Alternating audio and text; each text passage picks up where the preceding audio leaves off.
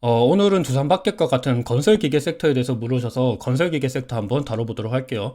일단 두산박켓 최근 주가를 보면 굉장히 많이 하락을 하고 있습니다. 고점 대비해서 33%나 하락을 하고 있어요.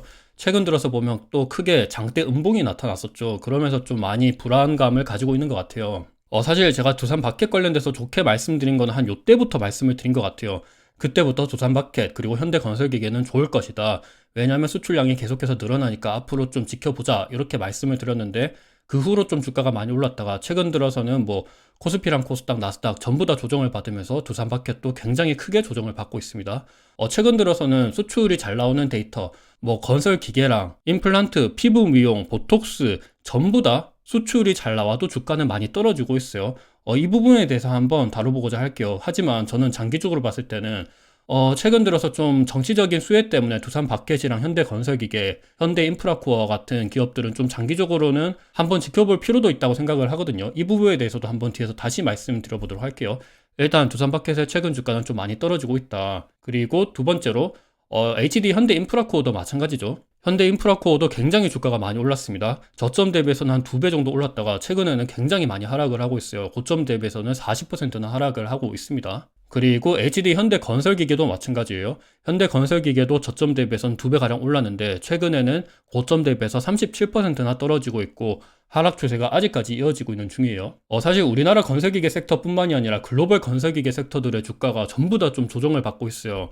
뭐 두산바켓, 현대인프라코어, 현대건설기계도 그렇고 미국의 캐터필러, 그리고 존디어, 일본의 히타치 전부 다 좀 많이 올랐다가 최근 들어서는 어느 정도 조금 조정을 받고 있는 모습을 보이고 있거든요. 저 개인적인 생각으로는 이때까지 수출이 굉장히 잘 나왔어요. 뭐 미국으로 공장을 회귀하려고 하는 리쇼어링이랑 그리고 IRA 법안, 인프라 법안 이런 것 때문에 굴착기 수요가 굉장히 많이 늘었기 때문에 이 기업들의 수출량 또한 엄청나게 많이 늘었어요. 하지만 최근 들어서는 이 재고가 조금씩은 쌓이고 있다. 그리고 수요가 경기 둔화 때문에 어느 정도는 좀 꺾이고 있다. 이런 이야기가 있기 때문에 어느 정도는 조금 다소 불안한 모습을 보이고 있는 것 같기는 합니다. 하지만 장기적으로 봤을 때는 저는 꾸준히 미중 갈등이 지속되고 지정학적인 리스크가 지속이 된다 그러면 인프라 수요는 계속 늘어날 거라고 보고 있거든요. 그래서 지금까지는 이때까지 수출량 자체가 영업이익 기준으로 전년도 대비해서 급격하게 상승을 했었기 때문에 주가가 단기간에 많이 올랐었던 그런 것도 없지 않아 있었다. 하지만 과거와는 다르게 정치적인 수혜, 지정학적인 리스크, 그리고 뭐 원자재 같은 거를 요즘에 채굴을 많이 하잖아요. 그런 거에 대한 수요, 이런 부분들을 생각하면 조금씩 수출이 늘어날 수도 있지 않을까라고 기대를 해볼 수 있을 것 같아요. 그래서 일단 최근에는 좀 주가가 떨어지고 있긴 하지만 그래도 장기적으로 봤을 때는 조금 기대를 해볼 수 있을 것 같다라는 말씀을 드리고 싶습니다. 최근에 주가가 좀 떨어지고 있는 거는 요거를 보시면 될 것 같아요. 우리나라 건설장비, 두산바켓, 현대인프라코어, 현대건설기계 3사 실적 추이를 보시면 23년도 1분기 그때 뭐 두산바켓이랑 현대인프라코어, 현대건설기계 전부 다 마찬가지죠. 영업이익 기준으로 볼게요. 건설 3사 합산을 한번 보면 영업이익이 1분기 대비해서 2분기에 이렇게 많이 늘어났습니다. 사실 이 수치는 전년도 대비해서도 굉장히 많이 늘어난 거예요. 전년도 3분기에는 영업이익 기준으로 4,400억이 찍혔는데 올해 1분기는 6,020억, 그리고 올해 2분기는 7,200억, 이렇게 드라마틱하게 늘어나고 있다가 올해 3분기부터는 조금 꺾이는 모습이 보이거든요. 더군다나 내년에는 올해 실적보다도 더 꺾일 것이라고 이렇게 보고 있습니다. 영업이익률도 같이 하락을 하고요. 단기적으로는 갑자기 수출량이 확 늘어나면서 이렇게 실적이 잘 나왔지만 그래도 이제는 조금 소강하려고 하는 움직임이 보이고 있는 것 같다. 이렇게 해석을 하시면 될 것 같아요. 하지만 좀 세부적으로 보시면 두산 바켓만 이렇게 영업이익이 내년도에 전년도 대비해서 떨어질 것이라고 전망을 하고 있습니다. 반면에 현대인프라코어랑 현대건설기계는 다시금 이렇게 조금씩은 증가할 것이라고 보고 있더라고요. 사실 두산바켓이랑 현대인프라코어, 현대건설기계가 하는 사업은 조금은 다르죠. 두산바켓은 초소형, 뭐 로더랑 굴착기 같은 거를 팝니다. 요거는 컴팩트한 사이즈이기 때문에 뭐 항만이랑 도로, 철도와 같은 인프라 쪽에 쓰인다기보다는 주거용 쪽에 많이 쓰이죠. 대표적으로 미국인들이 주택 개량을 하는 걸 굉장히 좋아해요. 뭐 잔디 깔고, 뭐 잔디 깎고, 그리고 주택 개량하고 요런 데에 보통 초소형 포크레인 같은 거를 많이 쓰이거든요. 그래서 두산바켓은 그런 곳에 많이 쓰이지만 현대인프라코랑 현대건설기계는 굉장히 규모가 큰 포크레인 같은 거를 팝니다. 그러다 보니까 뭐 도로, 항만, 철도와 같은 인프라 쪽에 많이 쓰여요. 주거용 쪽에 쓰인다기보다는 비주거용 쪽에 많이 쓰인다는 거죠. 하지만 이런 것들을 봤을 때 주거용 쪽은 최근에 고금리, 모기지 금리가 굉장히 많이 늘어나면서 기존 주택 판매량이 굉장히 떨어지고 있고 뭐 신규 주택 판매량은 늘어나고 있긴 하지만 이게 뭐 착공이랑 허가 쪽으로 늘어나는 모습을 보이진 않거든요. 요거는 뒤에서 한번 다시 말씀드려 볼게요. 그래서 두산바켓의 영업이익은 상대적으로 조금 못 증가할 것이라고 보고 있는 것 같아요. 하지만 현대인프라코어랑 현대건설기계 같은 경우는 지정학적인 리스크가 계속 대두되고 있습니다. 더군다나 유가가 많이 오르고 있기 때문에 중동 쪽으로도 프로젝트가 또 새롭게 발주가 될 수 있거든요. 그런 부분들도 한번 기대를 해볼 수 있을 것 같아요. 여튼 앞으로의 건설기계 섹터는 수출량, 데이터를 보고 추적을 하시는 게 가장 중요할 것이라고 보고 있는데, 일단 전망되는 거는 지금 국제적으로 돌아가는 정세를 보면 건설기계 섹터가 나쁘지는 않을 것 같다라는 결론이 나올 것 같습니다. 일단 세계 지도를 보면 우리나라가 여기 있죠. 아시아가 여기 있습니다. 근데 굴착기가 많이 필요한 곳이 어디죠? 중국 많이 필요합니다. 그리고 중동 굉장히 많이 필요하죠. 그리고 인도네시아랑 호주도 많이 필요합니다. 이쪽에 원자재들이 많기 때문에 원자재 채굴을 하기 위해서는 당연히 굴착기가 많이 필요하겠죠. 유럽은 원래 전통적으로 많이 필요했습니다. 그리고 최근에는 우크라이나랑 러시아가 싸우면서 이쪽으로도 뭐 건설기계 장비가 투입될 것이다 라는 이야기가 나오고 있고, 중동 쪽도 마찬가지죠. 중동 쪽은 고유가를 바탕으로 네옴시티 프로젝트가 시행이 되고 있기 때문에 이쪽으로도 좀 기대를 해볼 수 있을 것 같습니다. 그리고 최근에는 북미 쪽이 굉장히 좀 많이 긍정적으로 작용을 하고 있어요. 원래는 우리나라 건설기계 수출을 중국 쪽에 많이 했는데 최근에는 미국 쪽에 많이 하고 있죠. 왜냐하면 최근에 미국이 중국이랑 계속 싸우고 있잖아요. 사실 요거는 트럼프 정부 때부터 시작을 한 건데 전 세계에 있는 공장들을 다시 미국으로 회귀하려고 하는 움직임이 보이고 있습니다. 일명 리쇼어링이라 그러죠. 그리고 IRA 법안뿐만이 아니라 칩스법, 인프라법, 요 모든 것들이 계속해서 뭐 미국 내에서 공장을 짓고 땅을 갈고 원자재 채굴을 하고 이런 수요가 있기 때문에 당연히 굴착기가 많이 필요하고, 여기에 더해서 전력 인프라도 많이 필요하죠. 그러다 보니까 변압기 쪽, 전선 쪽 이런 기업들도 굉장히 주가가 좋았었던 거고, 여튼 최근에 일어나는 국제적인 정서를 봤을 때는 건설기계 섹터가 나쁘지는 않을 것 같다라는 결론이 나올 것 같습니다. 그래서 보면 굴삭기 지역별 수출을 보면 미국 쪽이 굉장히 많이 늘어나고 있어요. 요거는 2020년도 요때부터 시작을 한 건데, 말씀드린 것처럼 자원 채굴, 리쇼어링, 그리고 정책적인 수혜가 있다고 보고 있습니다. 그리고 브라질이랑 UAE, 일본 쪽도 사실 수출을 많이 하긴 하는데 절대적인 규모에서는 중국이랑 미국, 러시아, 사우디에 비해서는 좀 차이가 많이 크다고 생각을 하고 있습니다. 여튼 지금은 미국 쪽으로 수출을 굉장히 많이 하고 있다. 그래서 보시면 국내 미국향 굴착기 월별 수출액이 계속해서 증가하는 모습을 보고 있는데, 최근에는 조금 둔화하는 모습을 보이고 있다, 이렇게 보시면 될 것 같고, 미국의 건설기계 신규 주문도 계속 늘어나고 있는 모습을 보이고 있습니다. 요 추이는 앞으로 뭐 드라마틱하게는 아니지만 조금씩 이렇게 증가를 할 것이라고 예상을 하고 있어요. 더군다나 미국 제조업 민간 건설 지출 추이를 보면 이렇게 증가를 하고 있는 모습을 보이는데, 요거는 리쇼어링에 대한 영향이 좀 크다고 생각을 하고 있습니다. 뭐 전부 다 최근에는 나이키, 애플 이런 기업들이 중국에서부터 좀 철수를 하려고 하는 움직임을 보이고 있잖아요. 중국 말고 뭐 인도나 아니면 뭐 베트남 이런 쪽으로 설치를 공장을 옮기려고 하는 모습을 많이 보이고 있는데, 더군다나 미국 내에서 경기를 부양시키기 위해서 미국 자체적으로 공장을 회귀하려는 움직임도 많이 보이고 있거든요. 그러면 당연히 공장을 다시 지어야 되겠죠. 건설 지출이 많아질 수밖에 없습니다. 민간 제조 고정자산 투자도 최근에 계속 늘어나고 있는 모습을 보이고 있어요.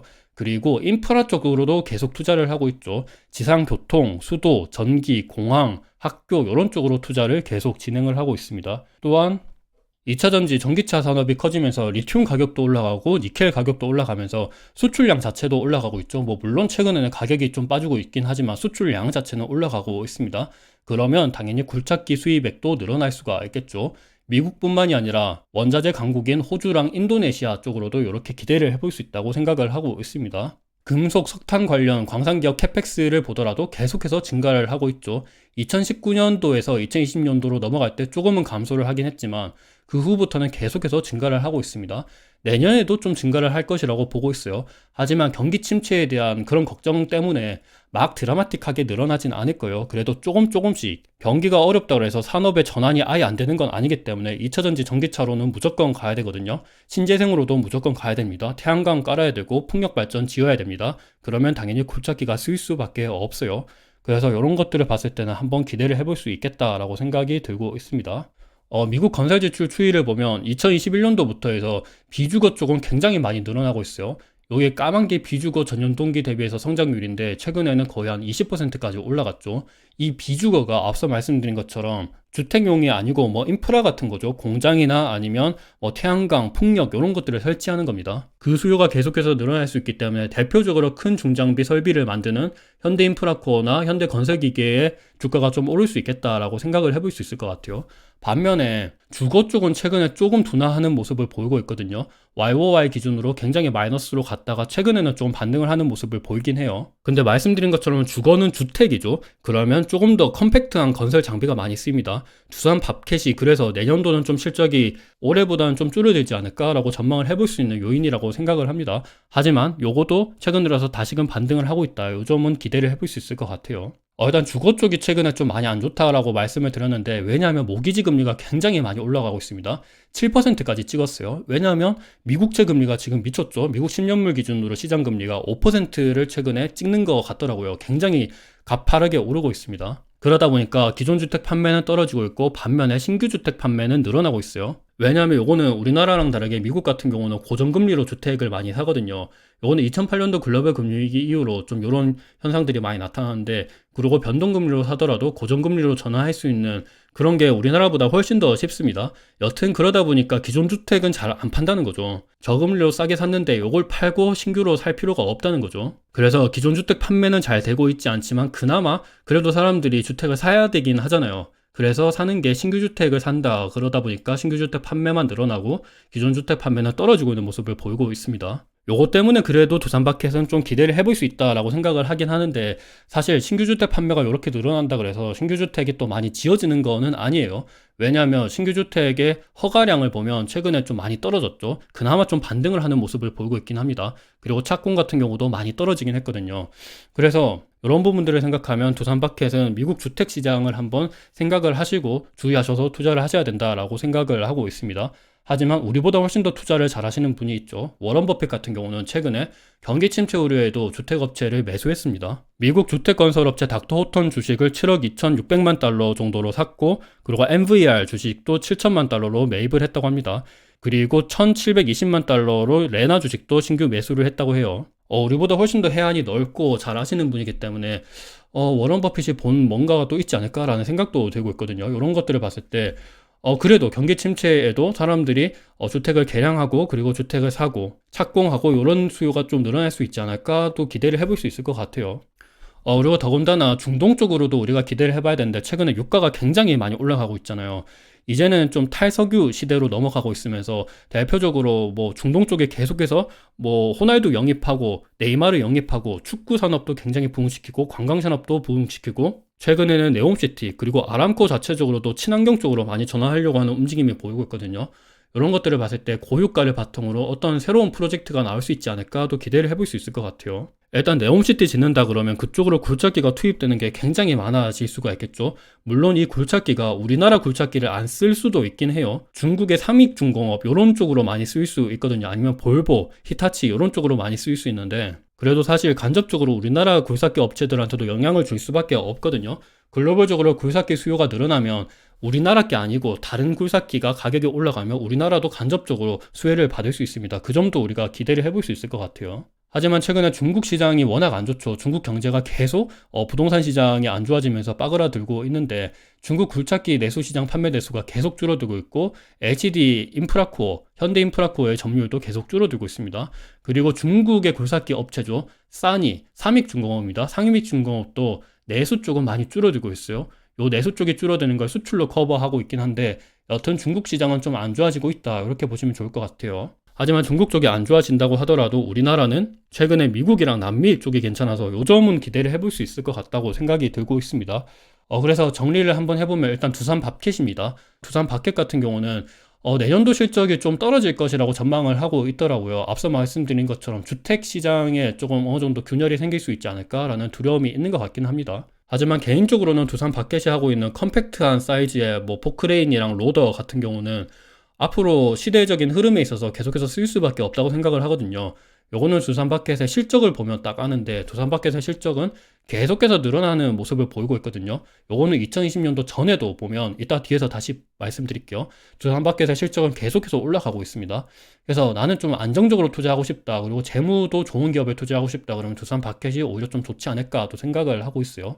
그리고 두 번째는 HD 현대건설기계입니다.